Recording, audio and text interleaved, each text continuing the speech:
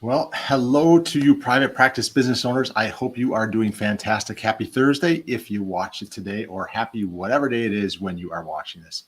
My name is Dr. Derek Barron with Practice Insider's Edge. It has been some time since I've gone live, so I just thought I'd throw this in here on a Thursday. Got a great message for you today for in your practice. We're actually live on, I believe we are live on Facebook. We're live in our private group, and we're also live on YouTube. So wherever you are, I take that back. I think we are live on LinkedIn as well. So if you have questions, throw them in here. If I don't get to them during the video, I will do my best to get to them after. But I think you're going to like today. Today, I want to share a message with you about the importance of SMS text message marketing and how it can work best for you in your practice and the benefits it has for you. I'm going to cover 6 main topics. So I don't want to take up too much of your Thursday. So let me add this in here. So again, what we are going to talk about is SMS marketing, what you need to know. There are 6 things that we are going to cover, 6 topics. And one is, what is SMS marketing?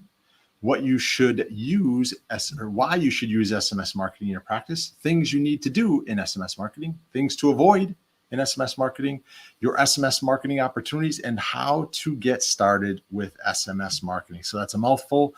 Let me get rolling here. So SMS marketing is a powerful strategy, but it's important to always respect both the channel and your patients. We cover what you should do and, more importantly, what you should not do in a bit, but it's important for this. Your patients use their messaging to communicate with their parents, their partners, maybe their parents, their children, their relatives, and close friends. It's a privilege to receive access to their text messaging, so you want to make sure that you take advantage of this opportunity in the right way and do it with professionalism and ethics and integrity. It's important that you do that. So here's everything that you need to know to make sure you are using this form of communication correctly without annoying your patients. All right, let's jump inside. So first topic is, what is SMS marketing? It's very, very short. SMS marketing is sending promotional campaigns or transactional messages for marketing purposes using short message service. SMS, you likely call it text messaging. These messages are ideal for time-sensitive offers and updates to mobile users, as well as communicating with busy individuals on the go. Like I said, that first one is a short one. It's just important that you understand what you're starting in with. The second one is why you should use SMS marketing in your practice. SMS marketing is not only a way to switch up your messaging channels, but it also offers an average open rate that is significantly higher than email. So if you are using email in your practice, which I highly suggest you do, you should be at least sending out a newsletter once a month, communication with them. In that newsletter, you can, patient testimonial of the month, product of the month, service of the month, whatever it may be of the month, patient of the month, whatever it may be, you want to share that in an email. You could send out a text message that has your link to your newsletter in it as well. Twilio, it's actually the platform, the communication platform that we use in our Grow platform on the back end. It shows that 96% of SMS messages are read within 3 minutes of receipt and 90% within 3 seconds. So when you send a message, it's typically going to get opened, but hopefully not during patient care. You got that on the side or in your pocket. All right. While open rates do not always correlate with higher click-through rates and higher response rates, a higher open rate does mean more people are seeing and reading your messages. So the third thing is, you need to, things you need to do in SMS marketing, not 3 things, but things that you need to do in your SMS marketing for your practice. First is get permission. I want to jump here into your screen for the most part. This is really important. All too often in marketing within healthcare, it can become sleazy and salesy. I hope that never comes across the way we're doing it. And I don't want that to be for you in your practice, but you have to get permission, whether it's an opt-in, which we'll talk about, or whether it is you doing just a message that send out. You want to make sure that you have permission to do it. If you're sending a bunch of messages without permission, it's just not going to work well for you. And it's actually going to get you in some legal trouble. All right. So make sure you're getting permission from your patients to send out messages. Before you launch your SMS marketing campaign, you need to get permission from your patients to send them SMS messages. When you ask for a patient's mobile phone number, you should always include exactly how you plan to use it so they can decide if they are willing to share it. You'll also want to make sure that your plan for using the collected data is in compliance with the General Data Protection Regulation, GDPR. and data privacy and security laws. So it's not a fun thing. While this law was actually created and passed by the European Union, it does apply to US companies in many cases, and that would mean your practice. To collect more phone numbers with consent, it's important to create an opt-in strategy. So there's a way in which you can do this. You can send an offer with an incentive to join your text messaging list. You can have something in an email that you send out. It could be a cross-promotional option that you have. You can have it on your website. Anywhere you can to get more people on your list is a great way to do it. So the easiest way is on your business page, your practice page. If you have an opt-in form of a video series that you're doing, or shoulder improvement exercises, how to reduce tension headaches, you want to make sure that you are collecting name, email, and cell phone number, because the way in which we can use that marketing later is great. Make sure your text has value. Each of your messages need to offer value to a prospect, your patient or prospect, such as information about sales that you might have on some of your products, or maybe services that you offer, invitations to special events in the practices, or announcements about special offers. Also keep in mind the importance of segmentation. You will rarely want to message an entire patient base via SMS messaging. So let's talk about how you segment this. So in our Grow platform, you can do what are called tags. So when somebody comes in, you can tag them headache, you can tag them knee pain, you can tag them shoulder pain, you can tag them, osteoporosis, whatever it is that, you want to tag that message that you send out, because you don't want an osteoporosis message to go out to a concussion list. You don't want a concussion list to go out to a plantar fasciitis list. So I'm pretty sure you get what I'm saying. Personalize your text. Remember, with SMS messaging, you have to access your patient's personal phone. You have access to your patient's personal phone. Most of their text messages are, again, from their family, friends, and close colleagues. So this is not a place to get too sleazy or salesy at all. Keep the content customized and conversational, and always use their first name. This generic hi there does really not go well in it. And that's why when you're attempting to get text messages, either cut out hi there or always ask for a first name. Keep it short. Keep your messages short and clear. SMS marketing is not the place for paragraphs of text. Most people think of text as a quick form of communicating on the go, so they are not likely to get time to read a long message, but they are likely to get annoyed with a lengthy text. These messages should only be a couple of sentences, should always include a clear call to action. You want to try and keep that message below 160 characters so it doesn't get split into 3 messages and number 3 pops above number 2 or number 1. It's helpful to use what are called link shorteners, such as bit.ly, to shorten links that you're sending through messages. So let's just say you have a special offer that you want to provide to patients, and you want to take them to www.mypracticeinmyhometown.com/this, that, and the other thing. It's way too long, takes up too many characters.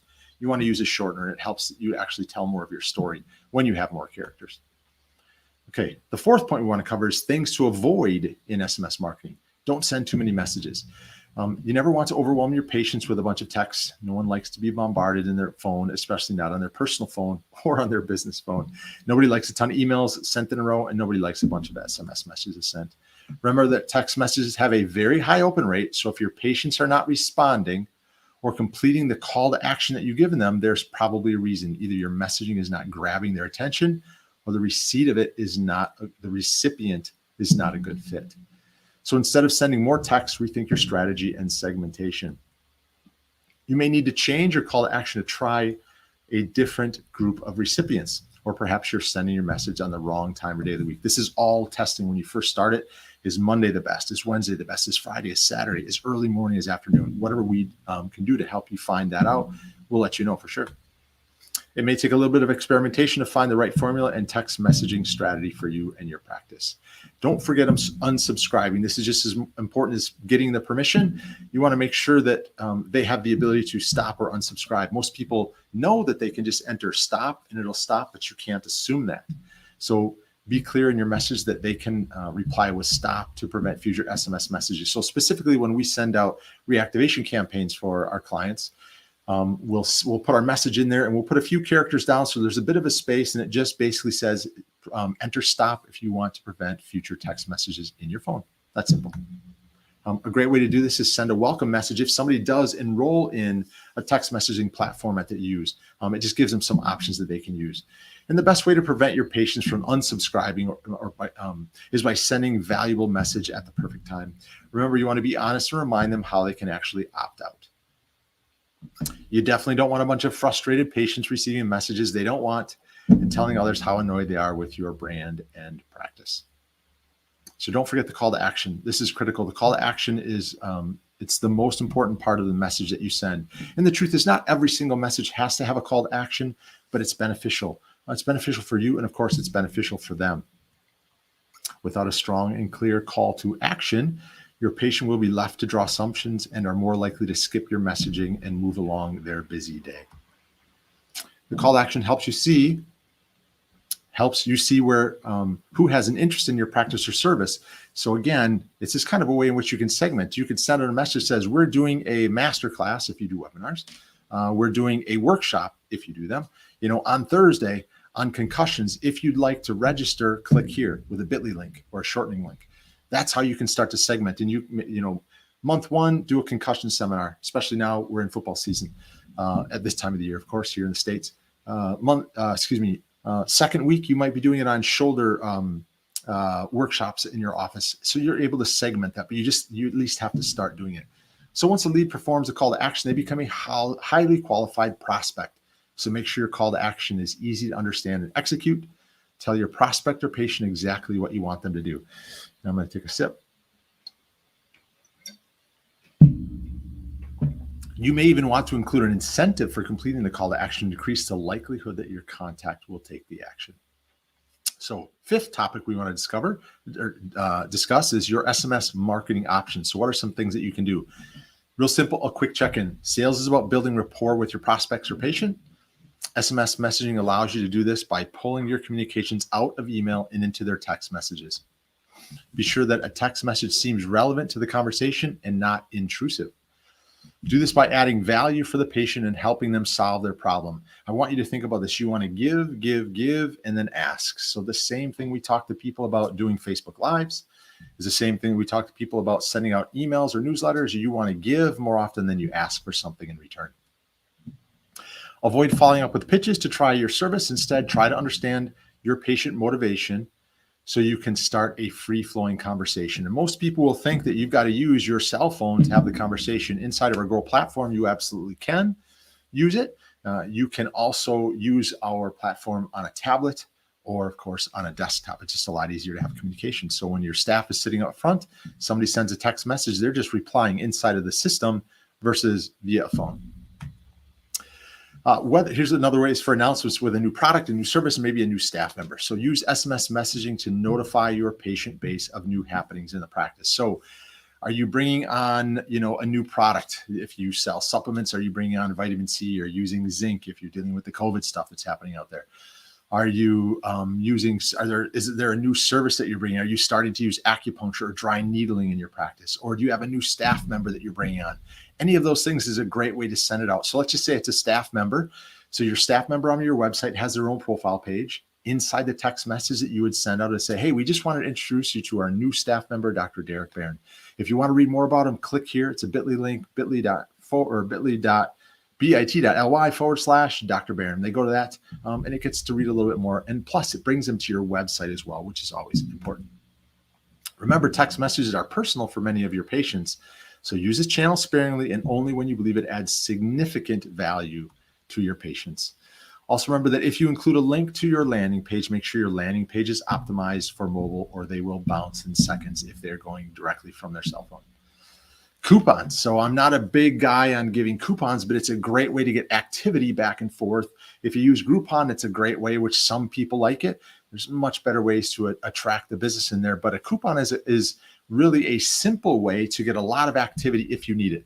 So a simple thing is we just ran a campaign for one of our clients that has massage guns made specific to his practice. And we did a campaign with a platform that we use that's a giveaway of a massage gun. And it was sent out via text messaging. It was real simple. We got a tremendous amount of people to click on that to jump into the campaign to get them registered for it. So a big benefit of SMS messaging is that it's messages that are sent out instantly. This makes text ideal for incentivizing patients with time-bound coupons. It's coming up in, hopefully it stays away because this year is going by too fast, but the strategy is perfect for Cyber Monday and other holiday sales. Instead of fighting for attention in an overcrowded Cyber Monday inbox, stand out by sending a text message to your patients. So how to get started with SMS marketing.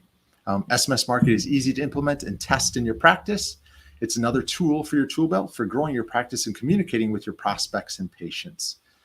And just as you do with other tools, you'll need to experiment to see which SMS messaging strategies best suit your practice and patient base.